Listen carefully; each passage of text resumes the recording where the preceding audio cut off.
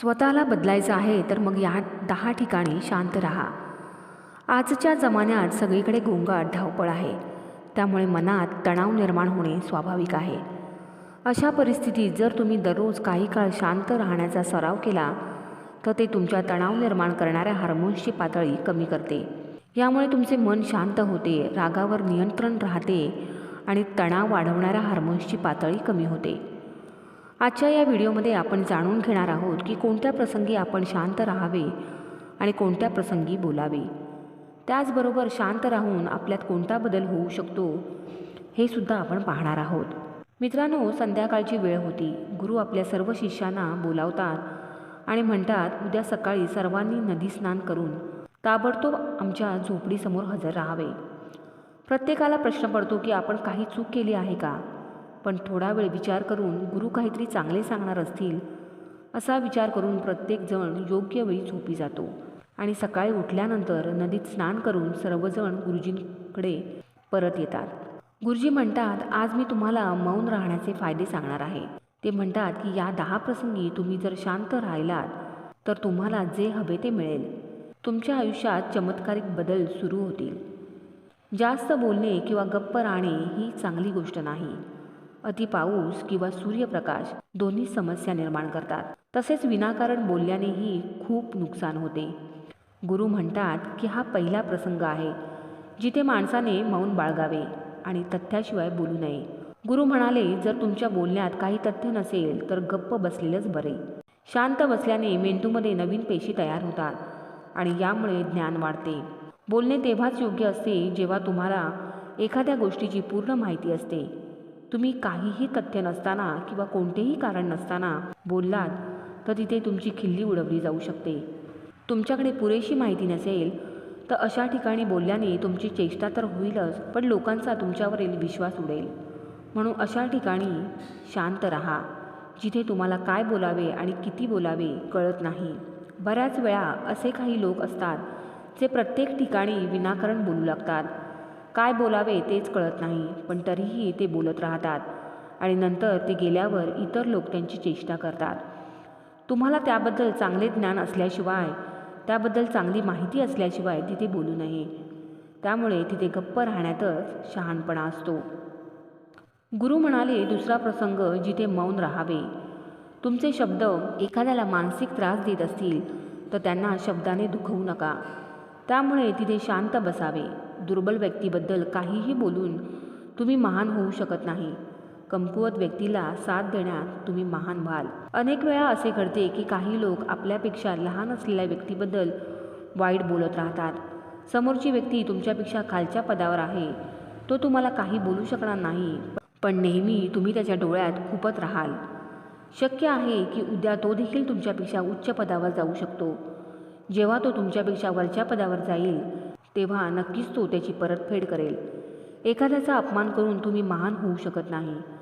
जर तुम्हाला महान व्हायचे असेल तर तुम्ही तुमच्यापेक्षा लहान लोकांचा आदर करायला शिकले पाहिजे आणि त्याचवेळी मोठ्या लोकांचाही आदर करायला हवा. लोकांना असे वाटते की ते जर उद्धटपणे बोलले आणि समोरच्या व्यक्तीला खाली आणण्याचा प्रयत्न केला तर ते मोठे होतील, तर ही चुकीची गोष्ट आहे. तुम्ही मोठे होण्याऐवजी त्यांच्या नजरेत पडाल. गुरु पुढे म्हणाले, म्हणून शिष्यानो, जेव्हा बोलता तेव्हा आदराने बोला, जेणेकरून लोकांना तुमचे म्हणणे आवडेल. बोलताना भाऊ, ताई, काका, मित्रा असे शब्द वापरा. त्यामुळे तुमची प्रतिष्ठा नक्कीच वाढेल आणि तुम्ही लोकांच्या नजरेत एक समजदार व्यक्ती व्हाल. गुरु म्हणाले, तिसरा प्रसंग जिथे व्यक्तींनी गप्प राहणे चांगले. जेव्हा तुमच्या जवळची किंवा तुमची खास व्यक्ती तुमच्यावर रागवते किंवा तुमचा अपमान करत असते तेव्हा तुम्ही गप्प राहणे योग्य आहे, जेणेकरून समोरच्या व्यक्तीचा फुगा पूर्णपणे फुटावा. तुम्ही बरोबर असाल तर त्यांची अजिबात माफी मागू नका आणि गप्प राहा आणि योग्य वेळेची वाट पहा. तो स्वतः तुमची माफी मागेल जेव्हा त्याला त्याची चूक कळेल. गुरु पुढे म्हणाले की जर तुमचा एखादा नातेवाईक तुमच्यावर रागवला असेल आणि त्यावेळी तुम्ही शांत असाल तर ते आदराचे लक्षण आहे. यावेळी कोणीही लहान किंवा मोठा नसतो. जर तुम्हाला राग येत असेल तर तुम्ही कोणाचाही अनादर न करता तेथून निघून जाऊ शकता किंवा गप्प राहा. राग व्यक्त केल्याने आपले नाते बिघडू शकते. नेहमी रागवल्याने राग करणाऱ्या व्यक्तीचेच नुकसान होते. गुरु पुढे सांगतात, एकदा एक साप जंगलातून पळून एका राजाच्या घरी पोहोचला. लोक त्याला पकडण्याचा खूप प्रयत्न करत होते. तेव्हा तो साप खूप संतापतो आणि स्वतः घरात असलेल्या एका तलवारीला गुंडाळण्यास सुरुवात करतो. त्यामुळे त्याचे संपूर्ण शरीर कापले जाते. त्याचप्रमाणे आपला रागही तलवारीप्रमाणे आपल्या शरीराला कापत राहतो. रागाचा शेवट ध्यानाने होतो. जर तुम्ही दररोज ध्यानाला बसलात तर तुमचा राग तुमच्या नियंत्रणात राहील. गुरु पुढे म्हणतात की हाच मार्ग आहे. तू दररोज ध्यानाचा सराव कर. त्यामुळे राग वाढवणारे शरीरातील सर्व हार्मोन्स तुमच्या नियंत्रणात राहतील, ज्यामुळे शरीर सहज रागावर नियंत्रण ठेवेल.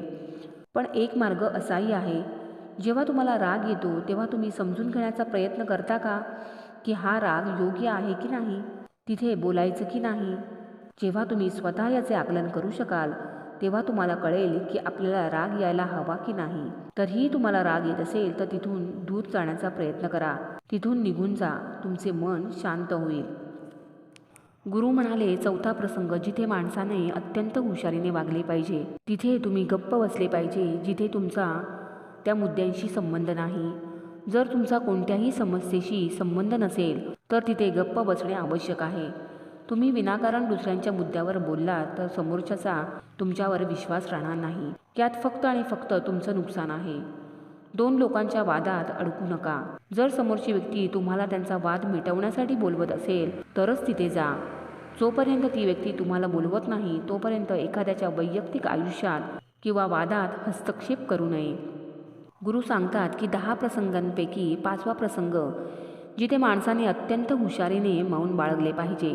तुमच्या बोलण्याने कोणाचेही नुकसान होऊ नये. जर तुमचे शब्द इतर व्यक्तींच्या, कुटुंबाच्या किंवा मित्रांच्या प्रतिष्ठेवर काही परिणाम करत असतील तर तुम्ही शांत राहावे. एखाद्याच्या कुटुंबाबद्दल किंवा मित्राबद्दल वाईट बोलल्याने तुम्हीच वाईट व्हाल. जे सहज नष्ट होऊ शकते ते शब्दांनी मोठे करू नका. ओरडून न बोलता बोलण्याचा प्रयत्न करत राहावे. जर तुम्ही ओरडल्याशिवाय काहीही बोलू शकत नसाल तर तुमच्यासाठी गप्प राहणे हिताचे आहे. जास्त बोलण्याने नेहमी गोष्टी बिघडतात. कधीकधी खूप मोठ्याने बोलण्यामुळे नाती तुटतात. त्यामुळे आवाजात गोडवा आणा. तुमच्या शब्दाने तुमच्या मित्राचे नुकसान होऊ नये. कधीकधी आपण मित्रांसोबत चेष्टा करतो तेव्हा आपल्या बोलण्याने कोणाचाही अनादर होणार नाही याची काळजी घ्या. विनोद नेहमी अर्थपूर्ण करा.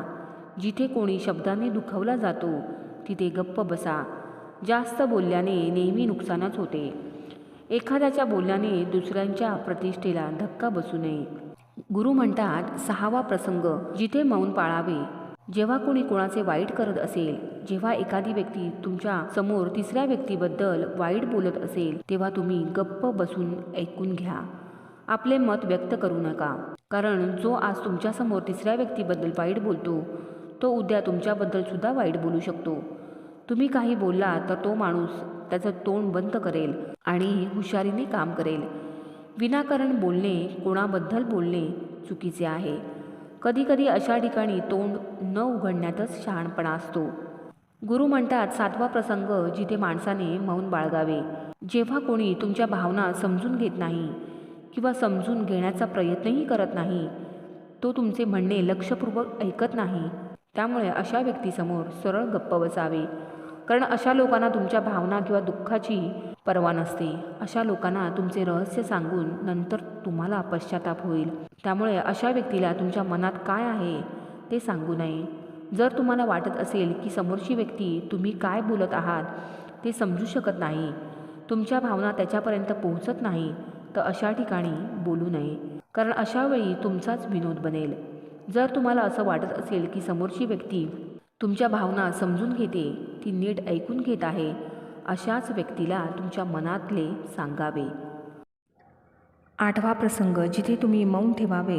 जेव्हा एखादी व्यक्ती आपले दुःख आपल्यासमोर व्यक्त करते, जर एखादी व्यक्ती तुम्हाला त्यांचे दुःख किंवा समस्या सांगत असेल तर याचा अर्थ असा होतो की तो तुम्हाला स्वतःचा समजतो. अशा परिस्थितीत त्याला ताबडतोब उपाय सांगण्याऐवजी शांत राहा. त्याच्या वेदना, त्याच्या समस्या ऐका. त्याचे दुःख किंवा समस्या इतर कोणाला मात्र सांगू नका. तो यासाठी सांगत आहे जेणेकरून त्याची वेदना कमी होईल. कदाचित तो तुम्हाला त्याचे दुःख सांगत असेल कारण त्याला वाटत असेल की तुम्ही त्याचा मुद्दा समजून घेत आहात. शेअर केल्याने दुःख कमी होते, म्हणून जेव्हा कोणी आपले दुःख तुमच्यासमोर व्यक्त करतो तेव्हा तुम्ही शांत राहून त्याचे ऐकून घ्या. त्यामुळे त्याचा त्रास कमी होतो, त्याच्या मनावरील ओझे हलके होते. 9वे ठिकाण जिथे तुम्ही शांत राहावे. जिथे दुष्ट स्वभावाचे लोक राहतात, शिव्या देतात, तिकडे जाऊ नका. अशा ठिकाणी शांत राहा, म्हणजेच तुम्ही तुमची प्रतिक्रिया न देता तिथून निघून जा. कारण ज्यांची जीभ वाईट असते ते दुष्ट स्वभावाचे असतात. अशावेळी तुम्ही त्यांना समजू शकत नाही. जेव्हा त्यांचे मन पूर्णपणे शांत होईल तेव्हाच ते तुमचे ऐकतील. त्यामुळे अशा प्रकारच्या लोकांच्या समोर काहीही बोलू नये. शेवटचा 10वा प्रसंग. जेथे तुम्ही शांत राहावे. तुमच्या यशाचे रहस्य सर्वांना सांगू नका. बरेचदा असे घडते की काही लोक ज्यांना खूप लवकर यश मिळते ते सर्वत्र आपल्या यशाबद्दल बढाई मारू लागतात. अशा स्थितीत काय होते की अनेकदा काही लोकांना यश आणि आनंद होत नाही. जर तुम्ही तुमच्या यशाबद्दल जबरदस्तीने लोकांसमोर बढाई मारत असाल तर लोकांची नकारात्मक ऊर्जा तुमच्यावर परिणाम करू शकते. जेव्हा तुम्ही यशस्वी व्हाल तेव्हा लोकांना कळेल की तुम्ही यशस्वी झाला आहात. बढाई मारल्याने तुमचेच नुकसान होईल. एवढे बोलून गुरु म्हणाले, शिष्यांनो, आज मी सांगितलेल्या या 10 गोष्टी जर तुम्ही अंगीकारल्या तर तुम्ही बऱ्याच समस्यांपासून दूर व्हाल. मित्रांनो, मला आशा आहे की या व्हिडिओमधून बऱ्याच गोष्टी आपल्या लक्षात आलेल्या असतील. नको त्या ठिकाणी बोलल्याने आपण आपले नुकसान करून घेत असतो. म्हणून योग्य ठिकाणी शांत राहणे कधीही चांगले असते. मित्रांनो, माझे हे विचार जर तुम्हाला आवडले असतील तर नक्की कमेंट बॉक्समध्ये सांगा. आणि असेच नवनवीन व्हिडिओ पाहण्यासाठी माझ्या चॅनलला सबस्क्राईब करायला विसरू नका. तोपर्यंत थँक्यू फ्रेंड्स, थँक्यू युनिवर्स.